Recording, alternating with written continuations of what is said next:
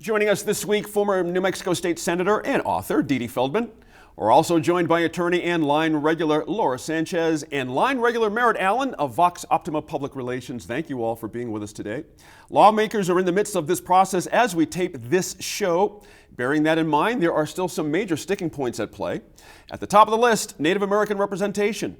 Indigenous leaders were deeply involved in that independent process that preceded this special legislative session, but it seems that input has largely been ignored, at least in terms of redrawing state Senate districts.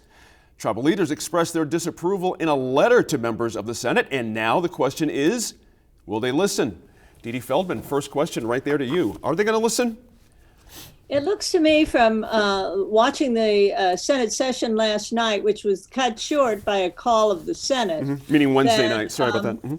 That the senator who introduced the original redistricting plan, Senator Linda Lopez, has actually now got a substitute bill that will accommodate the Native American consensus, which was worked on for months, and it's almost an impossible task to get 23 sovereign nations spread out all over the state to come up with an agreement on how these district lines should be drawn.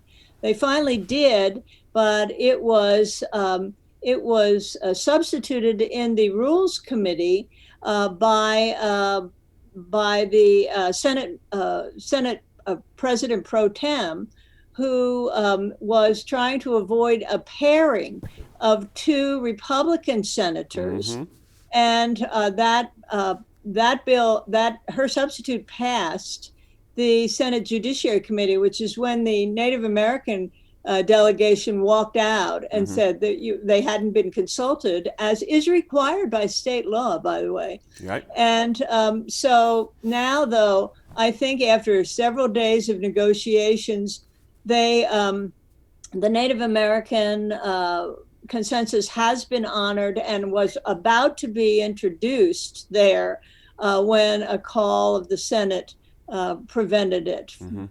Tell the folks, by the way, what the call of the Senate is, so we got a lot of folks that move into the area. They don't know all of our little... The call of the Senate is a procedural move that is usually used by the minority, although it can be used by anyone, really, if they get 7 other senators to agree with them. That requires everyone who has not been excused to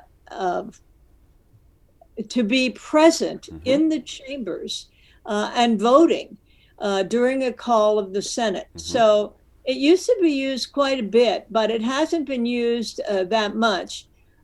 It was called for by Senator Craig Brandt from Rio Rancho, who recognized that the pairing would, in the substitute bill, continue in force. That's because right. That was what the previous judiciary substitute was trying to undo. So, it's back to square one, really. And I think this afternoon, when it's on the floor, you can expect a very heated debate about how senators don't respect one another, and are willing to stab one another in the back. That's and right. Their words are no good, etc. Redistricting brings out the worst in most legislators, I think. That's right. And by the time we air Friday night, who knows what might have happened on Friday, even still beyond Thursday night. Merritt, another sticking point, rural representation, certainly. The congressional map, we kind of flip to another sticking point here. The congressional map that passed the State House would split chunks of Albuquerque into each of the 3 congressional districts in the state, begging the question, will any of these 3 representatives either prioritize rural issues when the majority of their voters, lives in the largest city in the state? I mean, that's a tricky balancing act, it seems to me. How's that supposed to work out? Well, I think it unlikely that map will ever see the light of day because make no mistake, there will be lawsuits. It was a bad map, and right. Interest of full disclosure, my firm was retained to do public and community outreach for the CRC. And the map that passed was an even more mangled version of the People's Map. The People's Map was developed by a partisan group, the Center for Civic Policy, and was designed to get rid of Congresswoman Harrell. And because many people spoke in favor of that map at a Las Cruces public meeting, the CRC felt compelled to submit it for consideration. I see. Not with an endorsement, but because part of the charter of the CRC was to take public input. And many, many people spoke in favor of it. And it was certainly Senator Cervantes, Democrat from Las Cruces, was a proponent of that map. It is it's an inane map, and one person who did express concern about the map was the CD3 Congresswoman Lega Fernandez, who perhaps thought Clovis, Portales, and Hobbs might not be real receptive to her brand of politics. And then the Democratic caucus didn't even have the guts to gerrymander in open session and did it in secret caucus and made a few adjustments that resulted in splitting Roswell into 3 different congressional districts. Right. Absolutely, absolutely inane. And when you consider that the state Democratic Party platform calls for independent redistricting free from any legislative intervention, it shows that, and then you look at the John Lewis Voting Rights Act that is being put forward in Congress by congressional Democrats, it shows that those ideals are certainly not shared by the New Mexico Democratic Caucus, at least while one elected Republican remains in office. It's a betrayal of the voters of New Mexico. Voters should be represented by their population and communities of interest. And this just shows that legislators continue to want to pick their voters to stay in office and stay in power. Laura Sanchez, is there a legit argument for splitting Albuquerque into 3 congressional districts?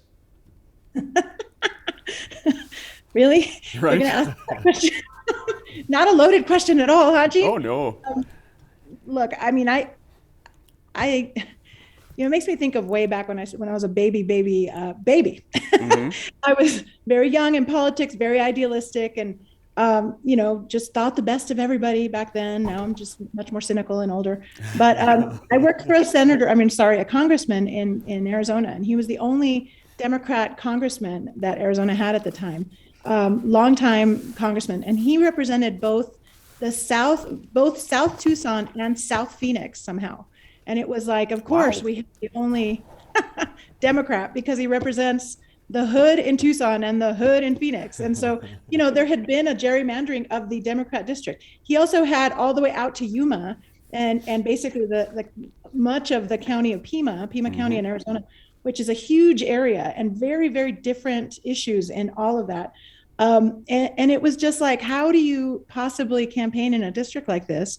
But anyway. Is it possible for a rural legislator or coming out of a rural part of one of these new districts to come up to Albuquerque, stump, be a great campaigner, and actually pull something off? Is that a possibility? I think we have some amazing, I'm going to be the first one to say we have some amazing rural legislators. Sure.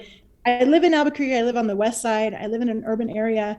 But I am a rural girl at heart. I'm from Deming. And so I think that there are some amazing people who really, connect with the fabric of real people that can make a difference regardless of where they're from. But I do think that there are issues in Albuquerque, in the South Valley, in the North Valley, in the Heights, that are very different than some of the rural areas of New Mexico. And when we start to split up places like Roswell, which also has its own, north versus south, That's east right. versus west kind of issues going on within the city of Roswell. We start to split those up, and you're starting to get into the ridiculousness that is our redistricting process, because you've got, an arbitrary line down the middle where neighbors are now split into different districts. That's right. And you're not able to come together and lobby on the same issue or, bring attention to the same issue, because now you've got different representatives with different concerns, and they're going to be appealing to where most of the votes are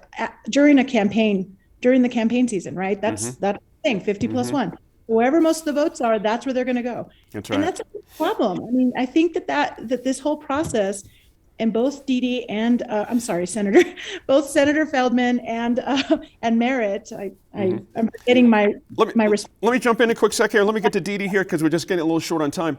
Dee, interestingly, we have the governor, of course, in this. She could end up obviously kicking all these things back and veto the final maps, and that could mean involving the courts again, drawing out this process further. How do you see this playing out? And is the decision by the governor more politically dangerous than the other if she goes one way or the other?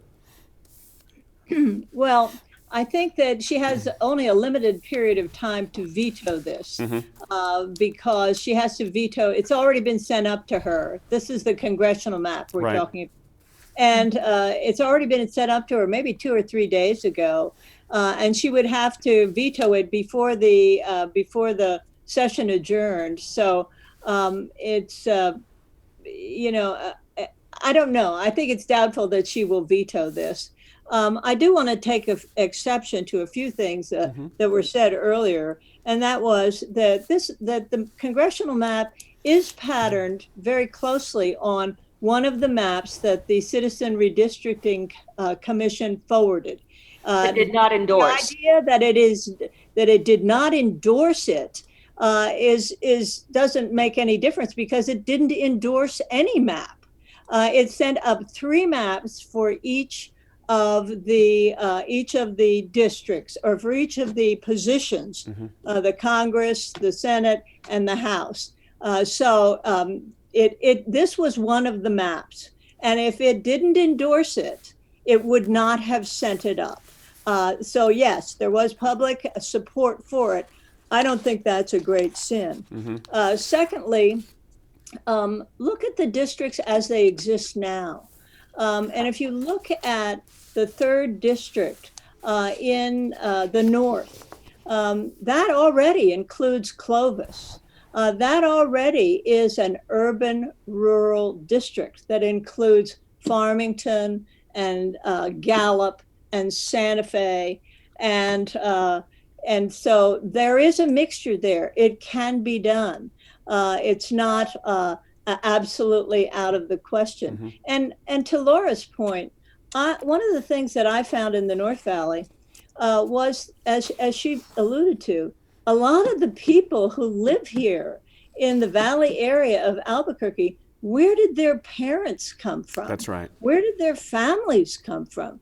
They came from northern New Mexico, or they came from Torreon, or they came from, from the Cuba area, as my next door neighbors did. And so, I think there is some validity to the idea that it is important to begin to breach this rural-urban gap that we see is so seriously affecting our national politics as well as Got to run on this one. I apologize, Dee. Thank you all for your perspectives on this. Now, let's get a different viewpoint. Correspondent Gwyneth Dolan spoke with 2 outside voices, hoping to have an impact on the final outcome.